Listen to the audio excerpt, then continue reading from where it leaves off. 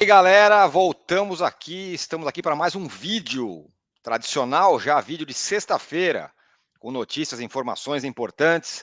Eu e o Arnaldo aqui batendo um papo com vocês, já vou falar sobre o assunto, mas antes eu quero que você se inscreva no canal e aperte o sininho, aperte as notificações. Vamos chegar aí a 200 mil inscritos para o ônibus sair, para a gente criar o clube de membros, a gente fazer um monte de coisa nova no canal. Vamos chegar a 200 mil. Se inscreva no canal, chame parentes e amigos e se inscrevam no nosso canal, por favor. Agora, o assunto aqui, nessa sexta-feira, é a seguinte: o São Paulo vai jogar no fim de semana contra a Chapecoense, jogo decisivo. Chapecoense que não ganha de ninguém, mas com o São Paulo empatou no Morumbi. O São Paulo precisa reagir no campeonato para tentar ainda buscar uma vaga na Libertadores. Vão ter 9 times na Libertadores. Então, há possibilidades aí para o São Paulo ainda chegar na Libertadores, brigar mais pela Libertadores do que para não cair. E o São Paulo tem esse jogo importante contra a Chapecoense com novidades. E esse é o tema da nossa conversa aqui. O assunto é: São Paulo jogará com 3 atacantes. É isso, Arnaldo? 3 atacantes. Quer dizer que o Caleri vai jogar, então? Olá, Tironi. Fala, galera. Sextou, né? Esse vídeo Sextou. tradicional aqui. Nós cunhamos a expressão. Você vai até buscar a canequinha. Achei que você fosse buscar. Eu Três vou zagueiros pegar. é vida. Eu vou pegar a criança. Vai lá, vai Eu falando. normalmente eu não gosto de 3 atacantes. Eu não falo que 3 atacantes é vida. Mas no caso do São Paulo, é uma opção, até porque os meias criativos do São Paulo não estão em grande fase e teve a contratação do Caleri e tem uma dupla com o Rigoni e Luciano sendo, digamos, configurada. Então, o São Paulo, sim, primeira resposta, vai jogar com 3 atacantes contra a Chapecoense. A segunda pergunta, um deles será o Caleri? Não necessariamente, existe uma dúvida. Nessa semana, o que o Crespo procurou trabalhar é a formatação da equipe com o Luciano fazendo uma espécie de meia atacante, né? Com 2 à frente. E ele testou, está testando. Treino ainda vai ter, treino na véspera do jogo vai ter. Opções com o Caleri, evidentemente, que é uma opção mais fixa, com o centroavante fixo, e com o Marquinhos, sobretudo, reeditando aquela dupla com o Rigoni que deu tão certo naquela partida contra o Racing. E o Marquinhos e deu certo na partida contra o Palmeiras também. Aí o Marquinhos se machucou e ficou 50 dias fora. Então, acho que existe uma dúvida ali do terceiro atacante contra a Chapecoense. Se o Marquinhos ou se o Caleri começando jogando.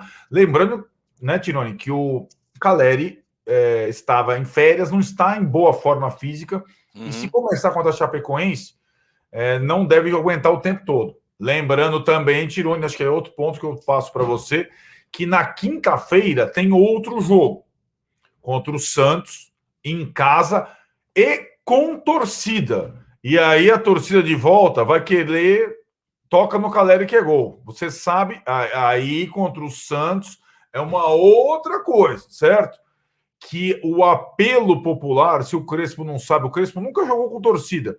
Ele vai ter que fazer algumas escolhas levando em consideração também o gosto do público, não acha?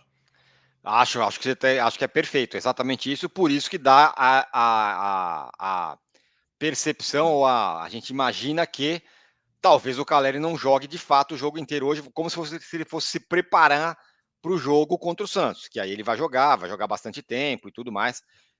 Agora, o fato é que o São Paulo teve uma semana inteira para treinar, né? Eu acho que essa questão de o time está cansado, o time está morto, não sei o que lá, pelo menos em tese, o São Paulo deve sentir menos isso, depois de tanto tempo livre para treinar. Esse é um ponto. E o outro é 3 atacantes. Então vai ser Luciano, que é quase como meio atacante, como você falou, Rigoni e Marquinhos, em tese, fazendo ali aquela dupla que funcionou bem. 3 atacantes significa que você vai ter que tirar algum jogador de algum lugar. Esse cara vai sair da onde? O jogador a mais? Do meio ou o São Paulo vai jogar com 2 zagueiros? Boa pergunta. Ainda mantendo a dúvida Marquinhos e Caleri com essas distinções de função, forma física e tal, alguém perde o lugar no time. E aí, o São Paulo tem jogado melhor com linha de 4, com 2 zagueiros, o meio de campo com os jovens e tudo mais. Porém, Tironi, tem uma situação que é a seguinte para esse jogo, para explicar a minha resposta. Os 3 principais zagueiros estão à disposição. Arboleda, Miranda e Léo. Esse é um ponto, certo? Certo. E a outra coisa é que na ala direita só tem a opção do Galeano. Igor Vinícius ainda não está. Está com o olho zoado ainda. Ainda não está fazendo treinos normais. Orejuela também ainda não. Pode Galeano... jantar na casa do Daniel Alves, mas treinar, jogar mesmo. Exatamente, é isso aí. E o Galeano é um atacante, né? Pelo lado direito, quebrando um galho como lateral ala. E assim, o Galeano funciona melhor como ala, não se expõe tanto. Então, a tendência é quase certeza, é a opção nesta primeira partida contra a Chapecoense, os 3 atacantes jogarão com os 3 zagueiros. Né? Então, 3 zagueiros 3-4-3. Mais 3 atacantes e sobra alguém no meio. Vai sobrar alguém no meio. E aí é uma briga boa, porque em vez das 3 vagas habituais, já é pouco, serão apenas 2 vagas habituais, com as alas sendo preenchidas ali pelos caras que jogaram bem contra o América, Galeano e Wellington. Em tese, o Wellington continua também na ala esquerda com o Reinaldo no banco. 2 alas mais agressivos, 3 zagueiros, 3 atacantes, e aí só 2 vagas sobram no meio, meu velho. Pois é, e aí? E aí você acha que vai ser o quê? A gente já chegou a uma conclusão aqui, e muita gente concorda, que assim, o Luan não pode sair do time. Então você 3 zagueiros e um volante e 3 atacantes. Mas e aí? Você tem ideia de como é que pode ser? Sim, a questão é boa também, porque contra o Atlético jogaram 3 zagueiros e 3 volantes, entre aspas, com o Nestor jogando como meia, né? E o time defensivamente se comportou bem, até ofensivamente no segundo tempo, mas o Atlético, Chapecoense, Chapecoense. Então, existem hoje, na verdade, 2 vagas para 4 caras. Luan, Lisiero, Nestor e Sara, que perdeu um pouco de espaço pela irregularidade, entrou no segundo tempo, até entrou bem contra o Atlético. O Igor Gomes está descartado, o Benítez está descartado, esses não jogariam nesse momento. Então, Luan, Lisiero, Nestor e Sara para 2 vagas. E aí, assim, eu acho que os mais versáteis nesse aspecto, eles ganham. Acho que o Crespo vai ter que levar em consideração a característica e a fase de cada um desses 4, né? Uhum. Então eu acho assim que o Sara eu descartaria para começar jogando pela fase, pela falta de confiança, embora seja versátil, e aí ficariam 2 vagas para esses 3 que jogaram como titulares contra o Atlético Mineiro: Luan, Lisiero e Nestor. E aí, Tironi, que tá. Eu nunca tiraria o Luan do time, mesmo com 3 zagueiros, nunca. Eu também não. Mas várias vezes o Crespo prefere jogar com o Lisiero como primeiro, porque ele tem mais qualidade na saída, e o Nestor acho que é meio que tá virando um xodozinho, porque tá jogando em todas, e é um cara que pode ficar mais próximo do Luciano como meia. Então eu tô reduzindo. Aí teria, para mim, acho que o Nestor joga e ficaria 1 vaga só entre Luan e Lisiero. E eu colocaria sempre o Luan. Mas a tendência pelo adversário, pela característica, eu acho que é jogar o Lisiero, se é que você me entende. Sim. Tô formando aqui, tô tentando formar. Pensando com a cabeça do técnico, Lisiero e Nestor. Pensando com a nossa cabeça, Luan e Lisiero. Exatamente. Né? Exatamente. Agora, não teria uma opção, já que o Luciano não é que ele vai ser centroavante, ele vai ser um meio atacante. Ele fazer um pouco esse papel do Nestor, e aí ser Luan, Lisiero, Luciano, Rigoni e Marquinhos. Eu prefiro dessa forma. Eu também eu tô com você. Eu não abriria a mão e colocaria o Nestor no banco, mas é um jogador que tem crescido muito com o Crespo, uma função mais de armação do que de destruição. E a minha impressão é assim, né? O que eu te falei lá semana passada. Agora são poucos jogos e muitos jogadores. Estão voltando quase todos. E aí vão sobrar jogadores que até estão jogando bem numa escolha aí mais pragmática em relação a cada adversário e a cada contexto. E aí, assim, só voltando àquela sua primeira pergunta, eu acho que o Calleri vai ganhar espaço, mas eu vejo como mais importante a presença dele como titular contra o Santos com torcida, do que contra a Chapecoense fora de casa. É a minha impressão aqui à distância. Agora, esse jogo é um jogo bem traiçoeiro, né? Porque ao São Paulo não tem outra alternativa, é ganhar do pior time do campeonato, né? Sem Qualquer outra dúvida. coisa que aconteça vai ser ruim, né? Vai ser ruim, a situação do Crespo voltaria a ficar complicada, curiosamente, às vésperas do primeiro jogo dele Com com torcida. torcida, né, contra o Santos. O jogo contra o Santos é quinta-feira, 18h30, já vai ter um esquema ali de... O São Paulo vai anunciar, em tese, até o final do dia dessa sexta-feira ou até o final do sábado, o esquema de ingressos para quinta-feira, mas seria a primeira experiência do Crespo com um torcedor que eu acho que tem as suas particularidades, né, na quinta-feira. Com certeza. Bom, é isso. Então, o time com 3 zagueiros, especulamos aqui e pensamos que pode ser, como é que pode ser feita a armação do meio de campo, tal, 3 zagueiros, não sei o quê. 2 outros temas, Arnaldo.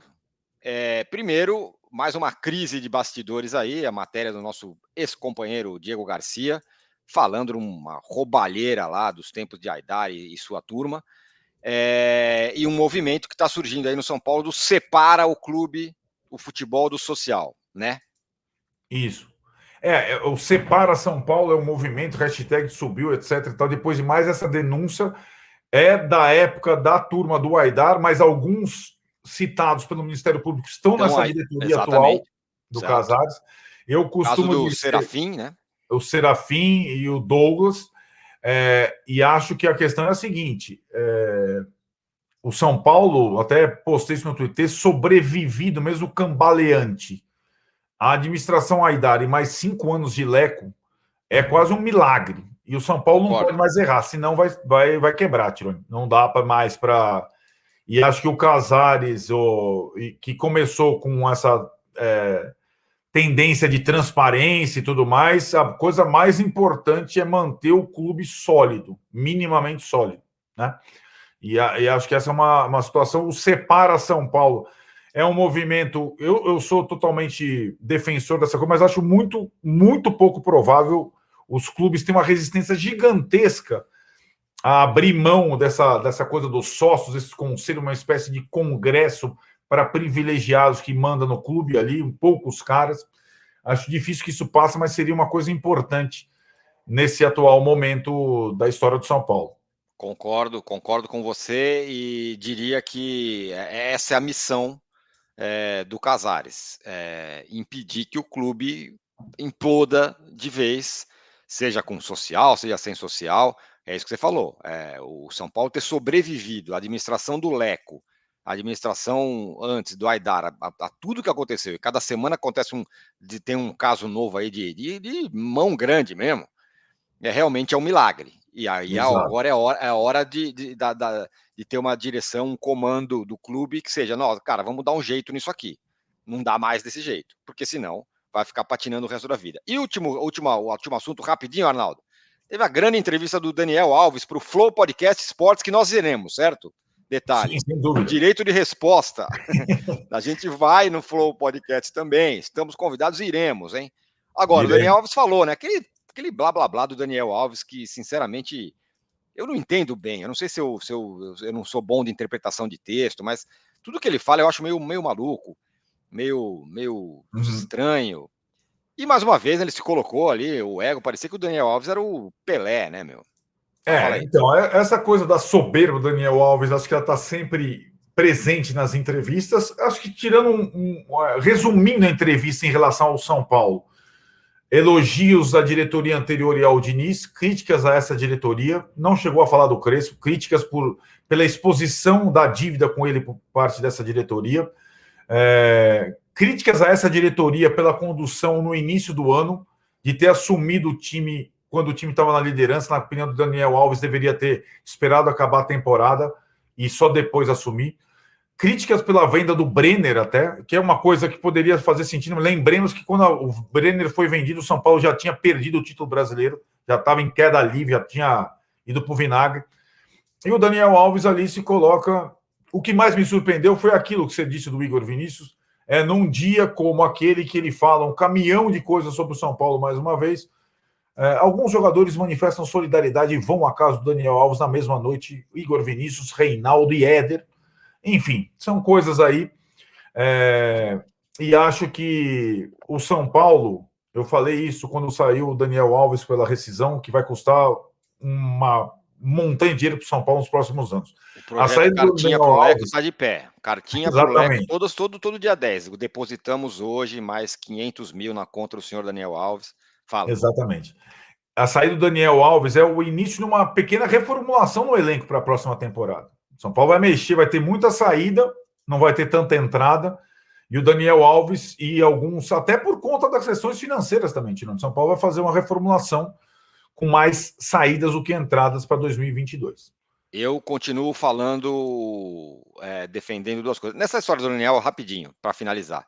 Essa história do Daniel Alves, eu acho que nisso ele tinha até um ponto de razão. Claro que era um processo muito difícil. Eu falo assim, que a diretoria não vai assumir, e a vaca já estava indo para o brejo antes mesmo da diretoria nova assumir, né? O São Paulo já estava rateando. Mas não seria ruim ele terminar, a diretoria antiga terminar o processo até terminar a temporada.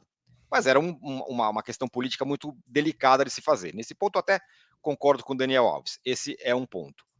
O segundo ponto é, para finalizar, eu ainda acho que essa diretoria de São Paulo, que você falou que vai promover uma reformulação no elenco, ainda acho que deveria vir a público claramente falar: não vamos ganhar nada em 5 anos. Em compensação, daqui 5 anos, a gente vai ser forte como o Flamengo é hoje. Vamos botar a casa em ordem aqui. Eu acho que seria honesto com a torcida e mais razoável do que tentar ficando com o pé em cada canoa. Não, vamos reformular, mas vamos continuar gastando.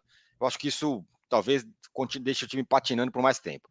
Certo, Arnaldo? Eu estou com você, só para encerrar, e acho que, em relação à diretoria anterior, que mereceria receber o boleto do Daniel Alves, também mereceria receber o boleto do Pablo, com um contrato absurdo de gatilhos e tudo mais. Se o cara jogar mais um jogo, aumenta não sei quantos, ele deveria também receber. E acho, sim, que a principal missão dessa diretoria é manter o São Paulo de pé. É isso aí, você tem total razão.